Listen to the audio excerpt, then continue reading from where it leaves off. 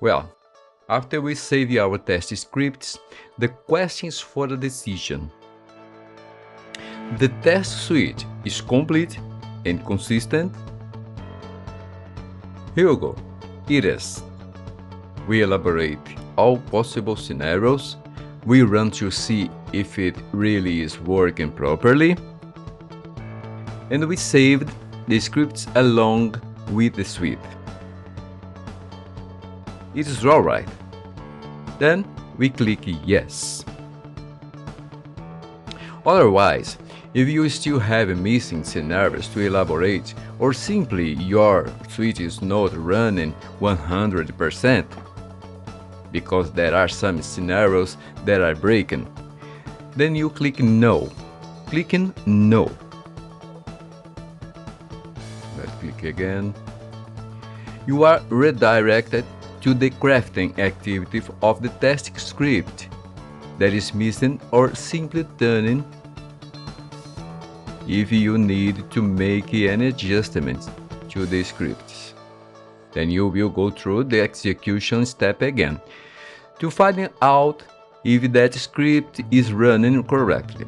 It will save you again until you return to the decision. Now what? Is the suite complete and consistent? Oh, here we go. Now it is. Now my suite is working 100%. So let's move on to the next activity, that is exporting our scripts. This activity is the transition between the Selenium IDE and the Selenium WebDriver. That is from this activity that we are now going to create our test project in a specific language, which for that course was chosen Java. So, as I informed, by default, the Selenium IDE saves our HTML scripts, and it has an export functionality where I can choose several formats for these scripts to be converted. So we are here, for example, C# with the NUnit framework using WebDriver. Have also C# using the NUnit framework. Being instead of being WebDriver, it be using remote control, which is the first version of the library of Selenium. And so, various formats with various combinations of frameworks and libraries of Selenium. As for our case here, in the example of this course, we will use this format here, which is Java with TestNG framework.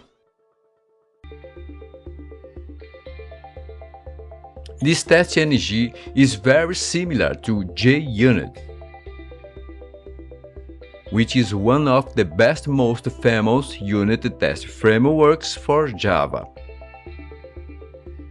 Being that I opted for TestNG because it does a merger of JUnit with NUnit, which is for .NET, C#, and it has thus an easier syntax to understand, and if not me mistaken, I also think that only he has access to parallelism functionality. That is, you can run your test in a parallel manner. That is, run on multiple browsers simultaneously. So that is why I chose this framework. And we will also select the WebDriver, which is the API that we will use to create this test project.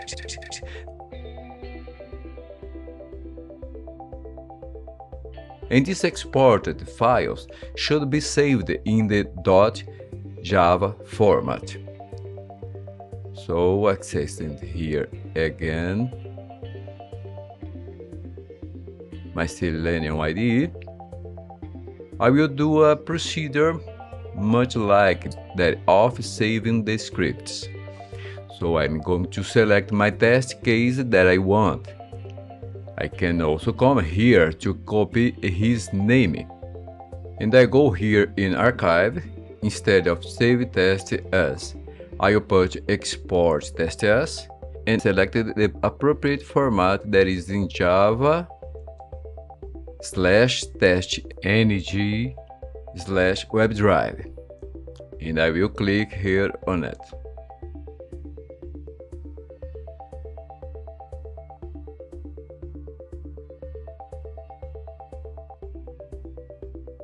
So notice that the wizard opened here, so I can save my exported file, and I will access the same folder where I saved the HTML scripts.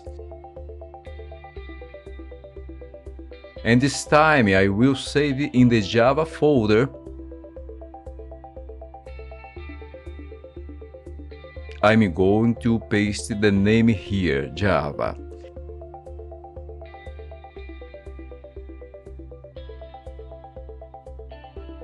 Save, and I will repeat the same procedure for the other files.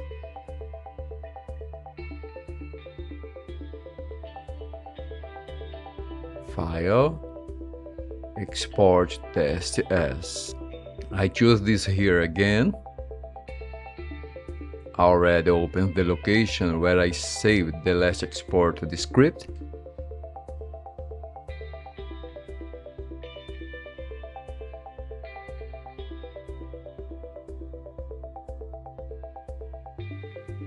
And I am going to export the 32.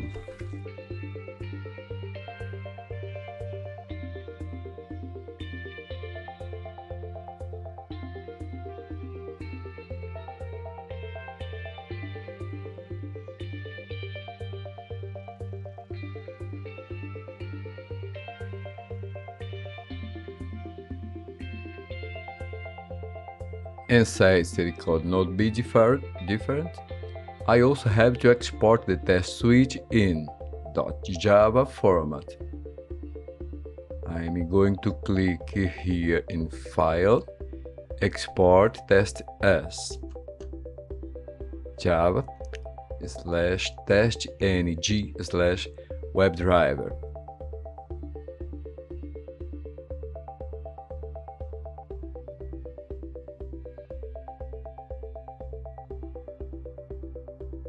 st01 contact dot java. Okay, I'm going to save. Okay,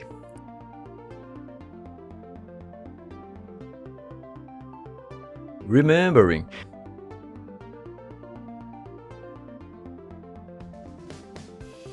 that can be created here a briefcase from the suite. I didn't create it. st01 contact.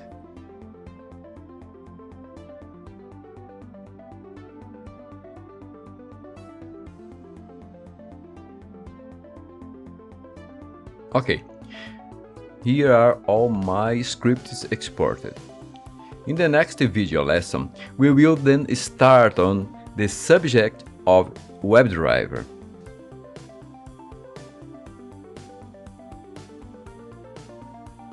You will better understand what the API is, so it is service, and then move on to our next step in the process of test automation, which is import of the script into our test project. You alright? Then a hug, and until then.